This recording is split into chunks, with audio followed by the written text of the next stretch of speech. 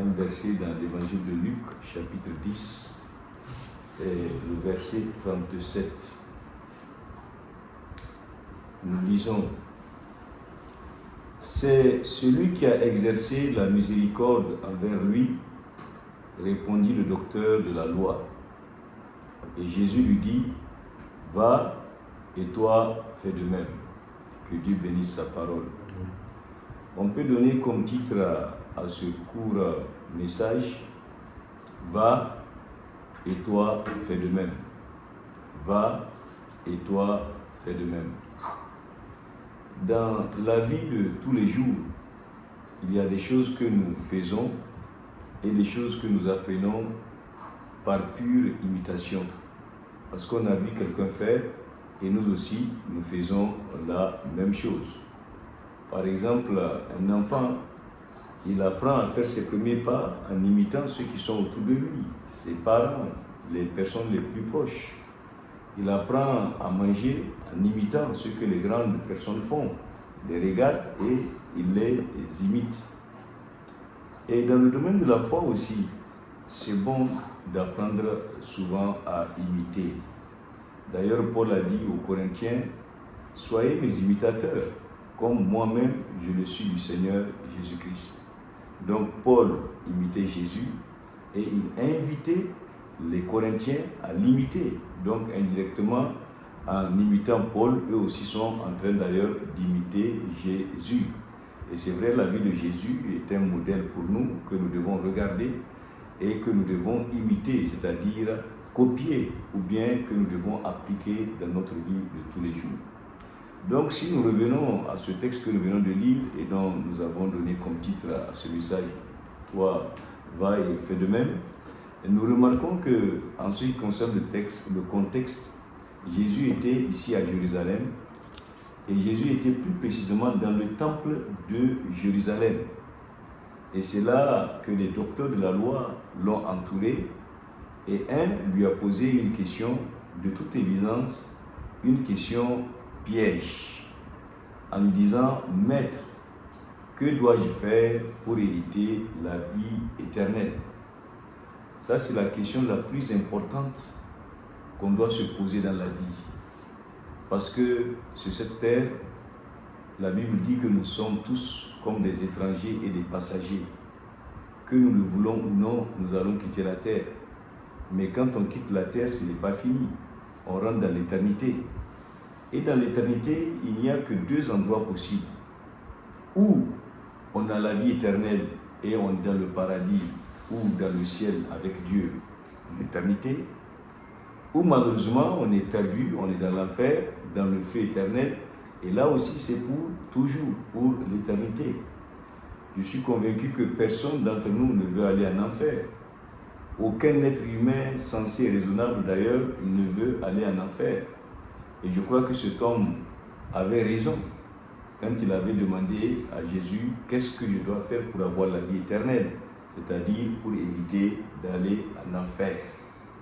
Et ce qui nous intéresse ici, il a trouvé la bonne personne à qui il faut poser la question, parce que nul ne peut lui donner la bonne réponse comme Jésus lui-même. Parce que c'est Jésus qui est la source de la vie éternelle, puisque la Bible dit dans Jean 3,16: car Dieu a tant aimé le monde qu'il a donné son Fils unique, afin que quiconque croit en lui ne périsse point, mais qu'il ait la vie éternelle. Mais ici, ce que nous constatons, Jésus n'a pas dit à cet homme: crois en moi et tu auras la vie éternelle. Comme il savait que c'est une question piège, il lui a dit: qu'est-ce que toi-même, en tant que docteur de la loi, tu as lu donc dans la loi? Et c'est là où cet homme a dit: dans la loi, il est écrit: tu aimeras le Seigneur ton Dieu de tout ton cœur, de toute ton âme, de toute ta force et de toute ta pensée, et tu aimeras ton prochain comme toi-même. Jésus lui a dit: tu as bien répondu, va et fais cela et tu vivras. Mais non satisfait, parce qu'il voulait tout simplement piéger le Seigneur, il a dit: mais qui est mon prochain alors dans ce cas? Parce que il est écrit: tu aimeras ton prochain comme toi-même. Pour répondre donc à cette question, c'est là où Jésus va raconter donc la parabole du bon Samaritain, en lui parlant d'un homme qui a quitté Jérusalem et qui descendait à Jéricho.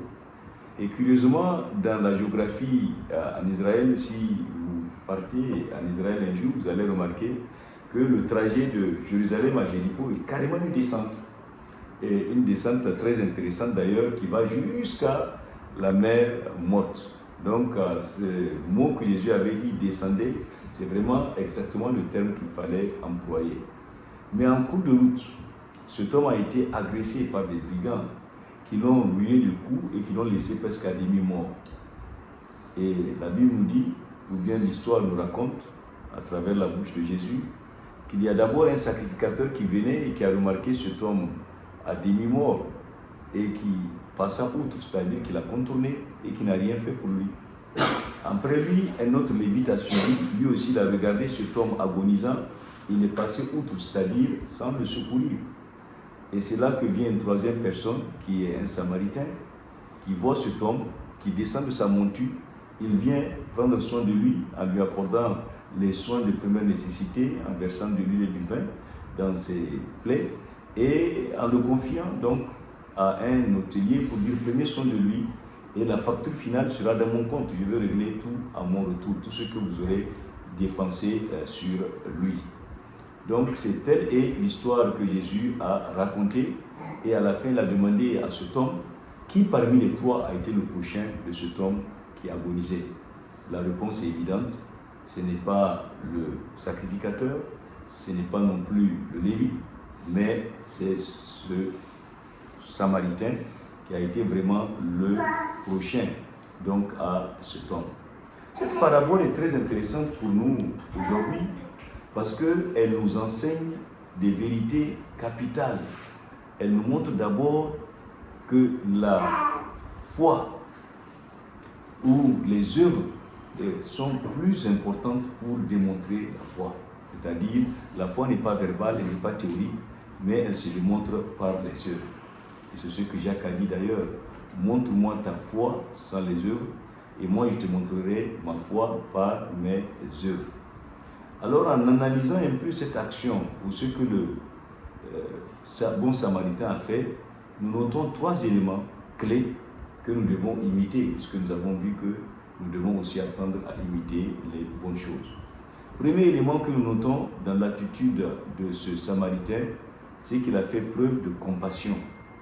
C'est-à-dire qu'il n'a pas été insensible à la détresse de cet homme qui a été chargé de coups, qui a été laissé à demi-mort, contrairement au sacrificateur et aux lévites.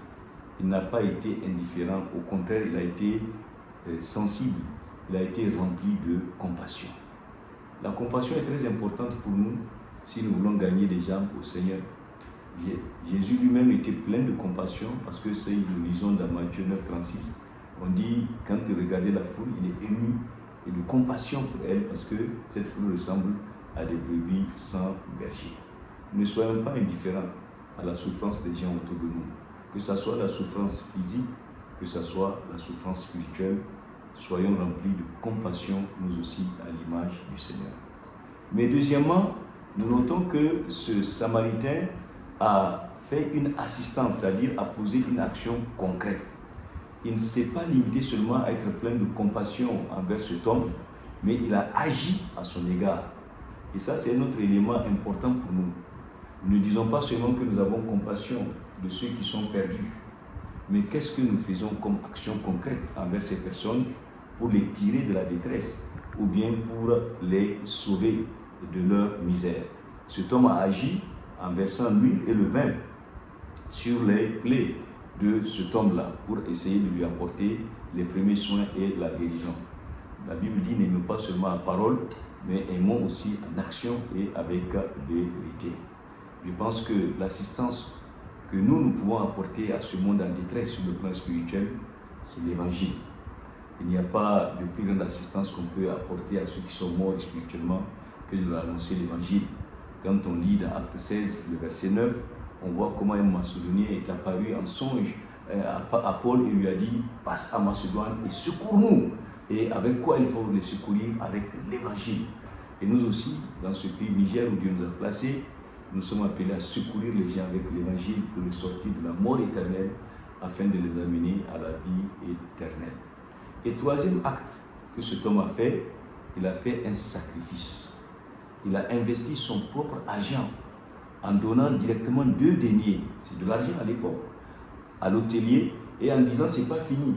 S'il y a eu d'autres dépenses supplémentaires, la facture finale sera à mon compte, donc je veux en prendre, je veux payer.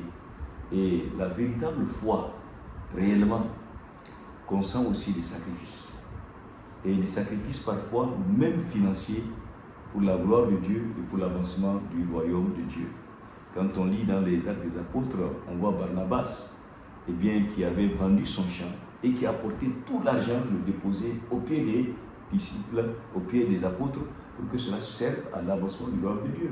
C'est un sacrifice financier énorme qu'il a consenti, parce que vendre un champ, c'est à l'époque, c'est une société agricole et nomade, donc le champ a de la valeur. Et il a donc donné beaucoup d'argent pour que le royaume de Dieu puisse avancer. Aucun sacrifice n'est de trop, si nous voulons voir les âmes sauvées. Alors le Seigneur est tellement bon qu'il ne laisse jamais nos sacrifices aussi vains. Je suis convaincu que tout sacrifice qu'on aura fait pour sauver les âmes, le Seigneur se souviendra de nous et nous le compensera. Donc à l'image de ce bon samaritain, que Dieu nous aide à avoir ces 3 éléments aujourd'hui. Premier élément, la compassion. Deuxième élément, les actions concrètes. Et troisième élément, le sacrifice. Et quand ces 3 éléments sont jumelés, conjugués ensemble, eh bien nous verrons la gloire de Dieu et nous verrons le salut des âmes. Que Dieu nous aide et que Dieu bénisse ces quelques pensées dans nos cœurs au nom de Jésus. On va prier. Seigneur, nous te disons merci pour ce message que nous avons partagé. Seigneur, basé sur cet enseignement que tu as donné à ces pharisiens concernant le bon samaritain. Cet homme qui a démontré que la foi ne se limite pas aux paroles, mais aussi à des actions concrètes. Aide-nous aussi, Seigneur, ce matin, à ne pas simplement aimer avec la langue et les paroles, mais avec les actions et en vérité. Aide-nous à poser des actions concrètes envers les âmes perdues. Aide-nous, Seigneur Dieu, également à